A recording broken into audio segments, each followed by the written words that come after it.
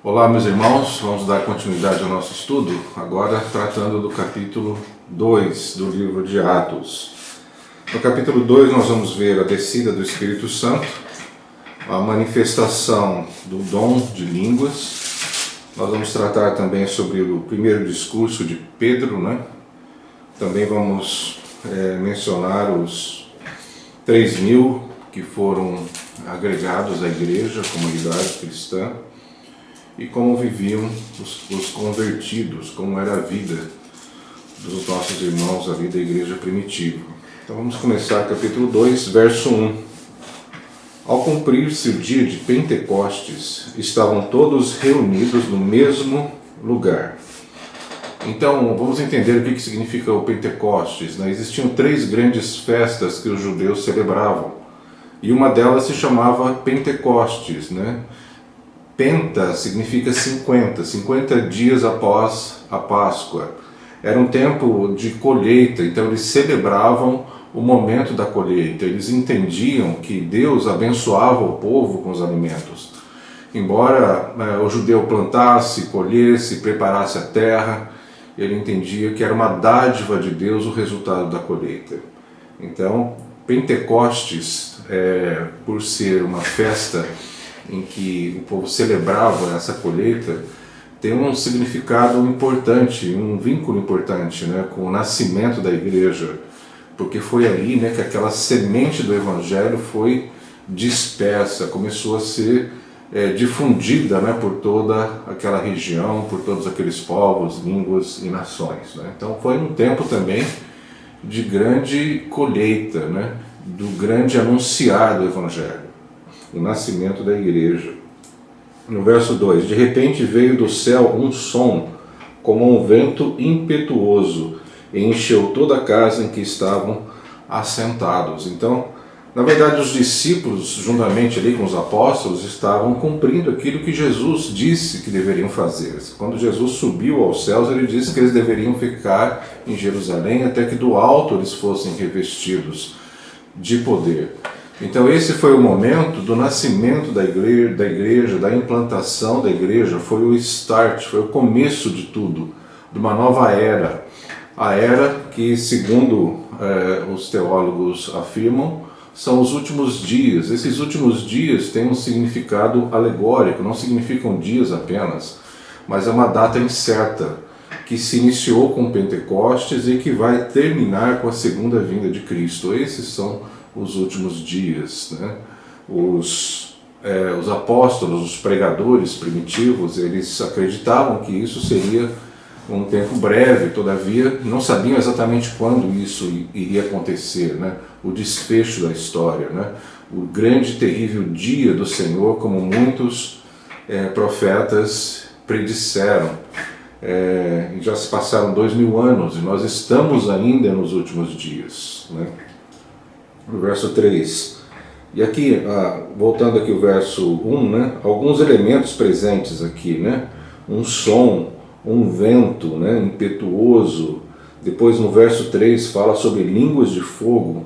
São elementos presentes no Velho Testamento. E sempre quando esses elementos apareciam, eles eram associados com a presença de Deus, né? O vento, o som, o fogo. Fogo tem a ver com purificação, o fogo tem a ver com iluminação.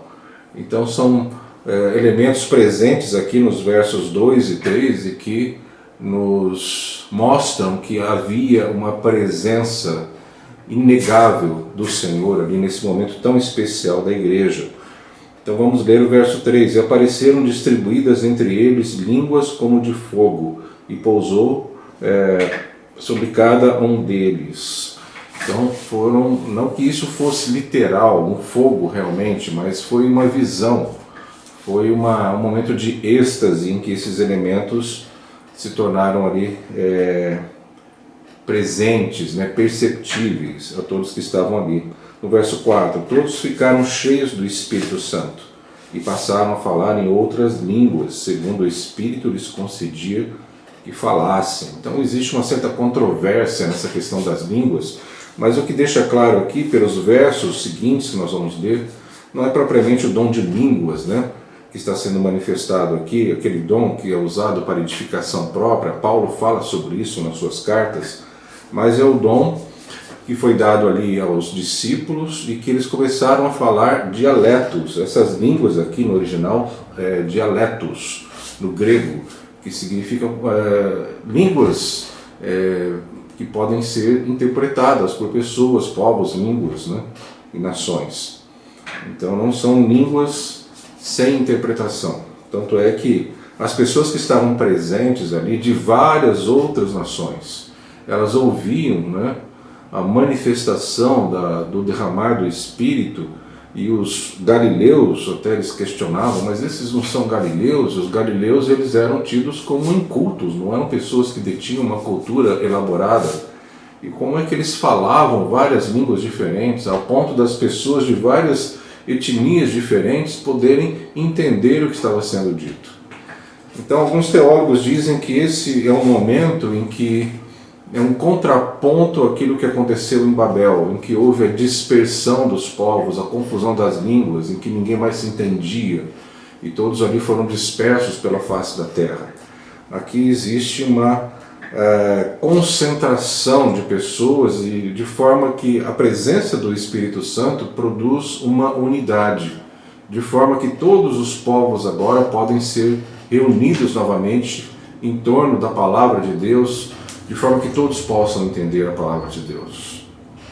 Então foi um momento muito especial, né, em que aquilo que foi feito, todo aquele orgulho em Babel, de se chegar ao céu através do esforço humano, construindo uma torre. Aqui o que acontece, o céu humildemente desce sobre a terra, sobre a vida desses que estavam presentes ali, e o poder de Deus se manifesta de uma forma singular, como nunca mais aconteceu na história da igreja, da forma como está relatado aqui. Existe uma controvérsia também com relação ao Pentecostes, né? Nós não queremos aqui puxar a sardinha para essa ou aquela interpretação teológica, mas alguns entendem que o Pentecostes foi um momento histórico único, ele não se repetiu, foi inauguração. Foi o início da igreja, um derramamento do Espírito de uma forma abundante. E depois nós vemos, né, com o passar dos relatos do livro de Atos, um posterior enchimento, né, do Espírito, que não tem a ver exatamente com o batismo do Espírito Santo relatado aqui. Não tem a ver com o momento do Pentecostes, que foi único, que foi a inauguração. Mais ou menos como um navio que durante anos fica sendo construído num estaleiro, e no momento que esse navio vai ser colocado na água, eles fazem toda uma cerimônia, quebram uma champanhe no casco do navio, chamam as autoridades para participar daquele momento tão especial. É o início, a inauguração da navegação daquele navio. Fazendo aqui um paralelo, esse momento do Pentecostes foi essa inauguração. E depois, posteriormente, existem relatos aqui no livro de Atos do enchimento do Espírito Santo. Não como um evento que precise ser buscado pelo crente, mas um momento em que Deus renova as forças, enche novamente a vida dos crentes. Pedro passou por essa experiência também, depois de ter vivenciado esse momento aqui do Pentecostes, né? Então essa é uma das interpretações, mas os pentecostais entendem que é um segundo evento após a conversão, né? Que é necessário passar pela conversão e depois buscar esse batismo no Espírito Santo. Todavia, alguns entendem de forma diferente, né? Então fica a cada um aí a interpretação que mais lhe convier. No verso 11, tanto os judeus como prosélitos, cretenses e arábios, como os ouvimos falar em nossas próprias línguas as grandezas de Deus. Então veja, pessoas de várias culturas, várias nações diferentes, ouvindo falar nos seus dialetos particulares. A palavra aqui é dialetos. As grandezas de Deus. Que grandezas são essas? São aquelas grandezas relatadas no Velho Testamento. Todos os milagres, as grandes coisas que Deus fez ali, tirando o povo do Egito, a abertura do Mar Vermelho, a passagem pelo Jordão a pés enxutos, os grandes milagres que foram promovidos também por Elias, os profetas do passado. Essas são as grandezas de Deus que o povo, que basicamente eram judeus reunidos ali, naquele momento em que veio o Espírito Santo, eram essas as informações, eram essas as grandezas de Deus que eles tinham em mente no momento em que isso tudo aconteceu. E agora uma grande coisa acontece, o discurso de Pedro, aquele mesmo Pedro sanguíneo, intempestuoso, aquele Pedro que falava o que dava na cabeça, aquele Pedro que em um dado momento sacou a espada e feriu a orelha do soldado romano. Jesus o repreendeu por isso, Jesus o repreendeu em outros momentos, quando ele falou algumas coisas fora do contexto. Esse mesmo Pedro também que negou Jesus, e ele se acovardou quando Jesus foi preso. Esse Pedro agora se levanta, já agora cheio do Espírito Santo, do poder de Deus, e ele prega a palavra de Deus. É o primeiro sermão registrado aqui no livro de Atos, e o resultado disso é que 3.000 almas são acrescentadas à comunidade e à igreja. Então aqui nós vemos o poder transformador do Espírito Santo, transformando esse Pedro num homem cheio da graça, da unção e do amor de Deus. Então se levantou Pedro, no verso 14, com os 11, e erguendo a voz, advertiu-os nesses termos: varões judeus e todos os habitantes de Jerusalém, tomai conhecimento disto e atentai nas minhas palavras. No verso 16, mas o que ocorre é o que foi dito por intermédio do profeta Joel. E Pedro aqui então defende a sua tese de que aquele momento já foi predito. Deus já havia determinado que isso acontecesse. Deus já havia determinado que Jesus Cristo deveria ir para a cruz. Deus já havia determinado que Judas Iscariotes o havia de traí-lo. Então, nada disso fugiu ao controle de Deus. Tudo já estava pré-determinado e estabelecido pelo Altíssimo. Então o profeta Joel já havia predito esse tempo, né? E aqui ele usa a expressão últimos dias. Então nós estamos nos últimos dias. Já se passaram 2.000 anos da inauguração da igreja, mas nós continuamos nesse período chamado últimos dias. E acontecerá nos últimos dias, diz o Senhor, que derramarei do meu espírito sobre toda a carne. Vossos filhos e vossas filhas profetizarão, vossos jovens terão visões e sonharão vossos velhos. Depois lá no verso 20, o sol se converterá em trevas e a lua em sangue, antes que venha o grande e glorioso dia do Senhor. E acontecerá que todo aquele que invocar o nome do Senhor será salvo. Eu vou colocar aqui uma questão de interpretação teológica. Alguns teólogos entendem que esse momento de Pentecostes foi como um vislumbre do tempo em que nós estaremos reinando com Cristo aqui na terra, e em que, nesse momento, nós provaremos da plenitude daquilo que foi profetizado pelo profeta Joel, e que o Espírito do Senhor será derramado sobre toda a carne, porque todos aqueles que participarão do milênio, em tese, serão todos os que foram redimidos. Então o que nós vemos relatado aqui em Pentecostes é como se fosse um tira-gosto, um início de algo que Deus haverá de consumar na sua plenitude lá no grande e terrível dia do Senhor, que deve acontecer na segunda vinda do Senhor. Será um dia de julgamento, um dia em que esses sinais que estão relatados aqui no verso 20 e 21 se tornarão visíveis, né? O sol se converterá em trevas, né? No 21, que fala, né? Aquele que invocar o nome do Senhor será salvo. No verso 23, sendo este entregue pelo determinado desígnio e presciência de Deus, vós o matastes, crucificando por mãos de iníquos. Então veja, já pelo desígnio de Deus, Jesus já estava preparado, separado para ser crucificado. Então tudo aquilo que aconteceu, né, toda aquela traição promovida pelos líderes religiosos judeus, juntamente com Judas Iscariotes, nada disso pegou Deus de surpresa, isso já estava pré-determinado. Todavia, essas pessoas que participaram desse conluio não são isentas de culpa. Então existe um grande milagre aqui que a nossa mente humana não consegue alcançar. Deus determina todas as coisas, Ele conhece o futuro, e Ele já nos convoca a participar do processo de salvação, de difusão do Evangelho, nos convida de uma forma muito honrosa e privilegiada a participar juntamente com Ele do desfecho do seu planejamento perfeito na história da igreja. Todavia, aqueles que se levantam, já pré-determinados pelo próprio Deus, que se levantam contra o Cordeiro, no caso de Judas Iscariotes, que a palavra diz que ele foi já pré-determinado, né, para a destruição, para a perdição, esses não são isentos de culpa, serão julgados por Deus, segundo as suas obras, né, segundo aquilo que viveram. Ao qual, porém, Deus ressuscitou, rompendo os grilhões da morte, porquanto não era possível que fosse retido por ela. Então a morte não teve poder suficiente para reter Jesus.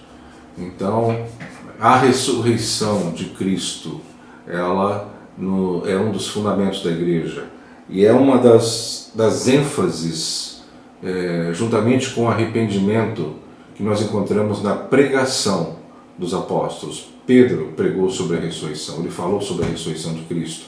É o fundamento importante do Evangelho, né? No verso 29, irmãos, seja-me permitido dizer-vos claramente a respeito do patriarca Davi, que ele morreu e foi sepultado, e o seu túmulo permanece entre nós até hoje. Então aqui, Lucas está escrevendo com relação à menção de um versículo, né, em que Davi declara, né, sobre a sucessão no seu trono. Davi fala também sobre a salvação, que a sua alma não seria colocada no Novo Testamento Sheol, no Velho Testamento Hades, no lugar dos mortos, que Deus o tiraria desse lugar. Ele está se referindo a isso, apontando para Cristo. Davi, inspirado pelo Espírito de Deus, ele fala profeticamente sobre a vinda de Jesus, né? E aqui Pedro está defendendo, né, essa tese, né, de que o túmulo de Davi está entre nós. Então, quando Davi proferiu, registrou essas palavras, ele não estava se referindo a si mesmo, mas ele estava se referindo àquele que haveria de vir, aquele a quem ele haveria de se submeter, que seria o seu Senhor, né? Então aqui Pedro está esclarecendo algumas questões, no sentido de colocar Jesus dentro da perspectiva correta, para que aqueles judeus entendessem que Jesus era o ungido, era o escolhido, era o Messias, o Salvador, né? A esse Jesus, no verso 32, a esse Jesus Deus ressuscitou, do que todos nós somos testemunhas. Então veja, testemunhas da ressurreição. ênfase da pregação de Pedro e dos outros apóstolos. Paulo falou muito sobre a ressurreição de Cristo. Então, testemunhar significa você atestar, você anunciar, declarar. E aqui no caso se refere à ressurreição, o poder de Deus que ressuscitou o seu próprio Filho. Então nós não seremos vencidos pela morte, ainda que venhamos a passar por ela fisicamente, mas espiritualmente nós somos eternos. Essa dimensão da eternidade nós não conseguimos alcançar com a nossa mente humana. Precisamos de uma revelação divina. Talvez venhamos a alcançar a verdadeira dimensão disso quando estivermos na presença do Senhor, quando todas as coisas nos serão reveladas como elas verdadeiramente são. Hoje nós entendemos através de figuras, de parábolas, de comparações, de paralelos, mas um dia nós veremos como ele é realmente, né? Verso 37, aqui nós vamos entrar na questão dos que foram batizados, né? Que foram 3.000 pessoas alcançadas pelo discurso de Pedro. Agora, como isso aconteceu, não sabemos na verdade, porque não existia microfone. Hoje, para você falar para 200, 300 pessoas, dependendo do ambiente, você precisa de um microfone, você precisa de um aparato tecnológico para se fazer ouvir. Mas Pedro pregou e 3.000 foram alcançados. Alguns talvez defendem a tese de que foi num lugar onde havia uma propagação acústica do som. Não sabemos exatamente, mas o fato é que o poder de Deus se manifestou de uma forma intensa nesse período da implantação da igreja. E isso fazia parte da vida dos apóstolos, né? Os sinais acompanhavam os apóstolos. Nós vemos uma concentração dos sinais sendo feitos prioritariamente na vida dos apóstolos. Eram eles que eram os canais que Deus usava ali para que esses sinais acontecessem. Ouvindo eles essas coisas, compungiu-se-lhe o coração e perguntaram a Pedro e aos demais apóstolos: que faremos, irmãos? Então eles foram, essa palavra compungir significa é como se passasse uma faca por entre o coração, uma coisa súbita, inesperada. Então o poder da palavra que foi anunciada através de Pedro teve essa propriedade de atravessar o coração deles. Por isso a palavra compungiu-se-lhes é mencionada aqui. No verso 38, respondeu-lhes Pedro: arrependei-vos, e cada um de vós seja batizado em nome de Jesus Cristo para a remissão dos vossos pecados, e recebereis o dom do Espírito Santo. Na verdade, esse dom é o próprio Espírito Santo. Então eles seriam, diria, os receptáculos inaugurais da presença do Espírito Santo. Todos que estavam presentes nesse momento foram as primícias, foram os primeiros que receberam a inauguração da presença do Espírito Santo na vida de todo crente.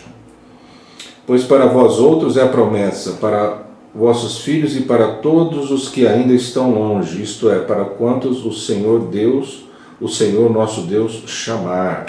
Nós veremos aqui no final desse capítulo, e Deus acrescentava à igreja aqueles que deveriam ser salvos.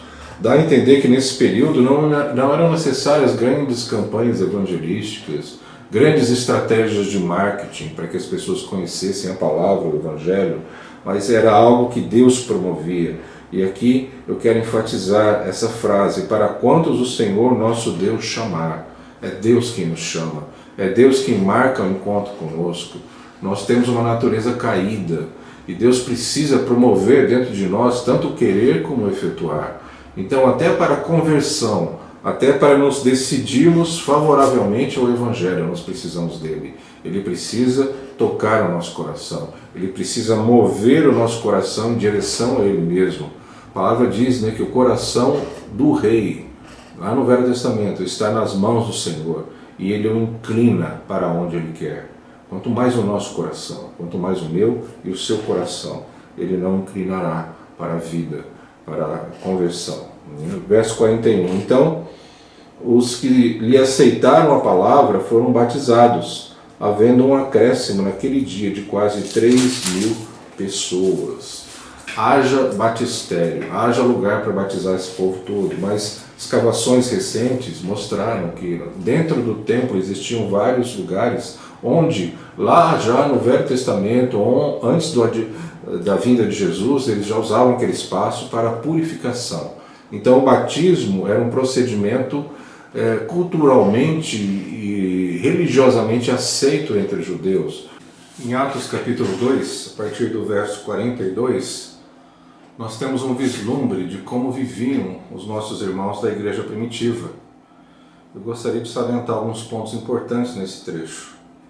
O verso 42 diz assim: e perseveravam na doutrina dos apóstolos e na comunhão, no partir do pão e nas orações. Então nós encontramos aqui 4 fundamentos importantes, sobre os quais a vida cotidiana da igreja primitiva se desenvolvia. Primeiro ponto, primeiro fundamento, a doutrina dos apóstolos, que nada mais é do que a palavra de Deus, a sã doutrina. A comunhão, eles estavam sempre juntos. O partir do pão, que faz referência à ceia do Senhor, que era um memorial daquilo que Jesus havia feito por eles na cruz, com a presença simbólica do pão, representando o corpo de Cristo, do vinho, representando o sangue de Cristo, e por fim as orações. Então esses 4 fundamentos, de uma forma muito simples e objetiva, permeavam a vida cotidiana da igreja. E o que nós vimos aqui que não era nada complexo, com o passar do tempo, os homens foram incrementando elementos, penduricalhos, na verdade, no nosso culto a Deus, no nosso sistema eclesiástico, na igreja. E esse formato que nós temos hoje não tem muito a ver com aquele formato singelo, simples eficiente vivido pelos nossos irmãos primitivos. Eu entendo que esse tipo de fundamento que foi deixado aqui por Lucas, é claro, inspirado pelo Espírito Santo de Deus, são coisas simples que podem se amoldar, que podem se ajustar a qualquer cultura, por mais diferente ou por mais hostil que essa cultura seja ao Evangelho, aos princípios cristãos. Então, Jesus não deixou nenhum modelo específico de igreja. Ora, a igreja deve ser assim, deve ter tantos departamentos, deve ter esse ou aquele ministério. De forma nenhuma, ele deixou apenas os fundamentos. Eu creio que isso foi colocado estrategicamente para que esses fundamentos pudessem abraçar qualquer tipo de cultura ou qualquer tipo de desafio, por mais diferentes que sejam esses povos, né, da nossa realidade ocidental, vamos dizer assim.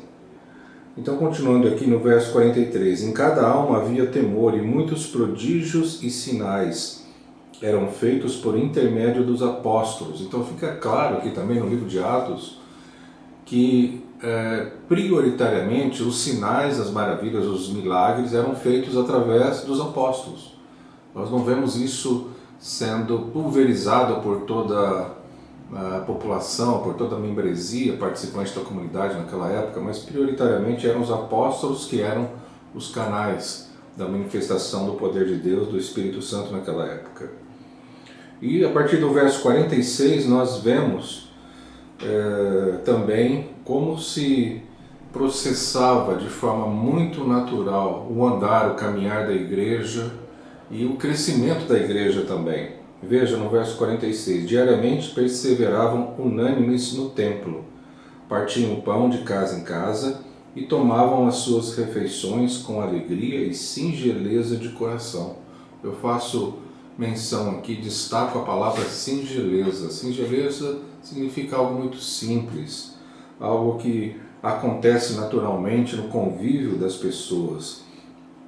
Então eu costumo dizer que uma coisa que é muito complexa, ela está fadada a não funcionar. Nada que é complicado funciona, vai muito longe. Às vezes um projeto complexo ele se torna muito bonito de ser apresentado na teoria, mas na prática não funciona. Então por que a igreja ela sobreviveu a tanta perseguição durante tantos séculos? Porque ela tinha essa singeleza, essa simplicidade. Infelizmente, em aproximadamente 300 depois de Cristo, né, surgiu Constantino e ele então estabelece, né, o cristianismo como a religião principal do Império Romano.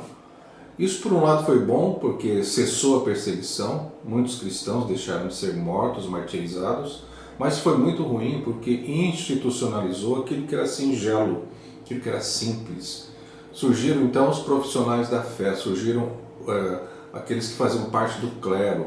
Então criou-se um grupo, uma casta de religiosos, como se fossem pessoas superiores ao resto da população, e somente eles tinham acesso à revelação, somente eles tinham acesso às escrituras e podiam dessa forma ensinar. E aí surgiram as heresias, as deturpações, e a igreja perdeu, na verdade, aquele vigor que era baseado nessa simplicidade, nessa singeleza, nesses 4 pontos básicos, né, que nós mencionamos, né? A doutrina, a comunhão, o partir do pão e as orações. E veja o que acontece no verso 47. Louvando a Deus e contando com a simpatia de todo o povo. Enquanto isso, acrescentava-lhes o Senhor dia a dia os que iam sendo salvos.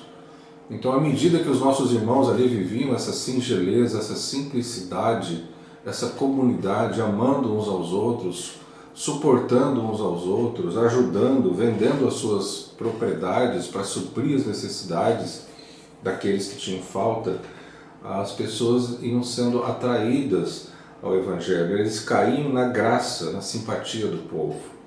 E o mais interessante, acrescentava-lhes o Senhor, era o Senhor quem enviava as almas. A partir do momento em que esse ambiente, vamos chamar de receptáculo de amor, estivesse preparado e funcionando com singeleza, o Senhor enviava as almas, e as almas ali eram tocadas pelo poder de Deus, né? Eram levadas de forma constrangedora ao Evangelho. Essa palavra constrangedora, como se algo os atraísse, de forma que eles não poderiam resistir, era irresistível. O amor de Cristo manifesto na comunidade cristã era algo irresistível. E o Senhor, então, na sua infinita sabedoria, presciência e soberania, Ele acrescentava à igreja aqueles que haveriam de ser salvos. Então não existiam grandes campanhas evangelísticas. Existia, sim, um mover de Deus, né? Então nós encerramos aqui o capítulo 2. Que Deus abençoe a todos.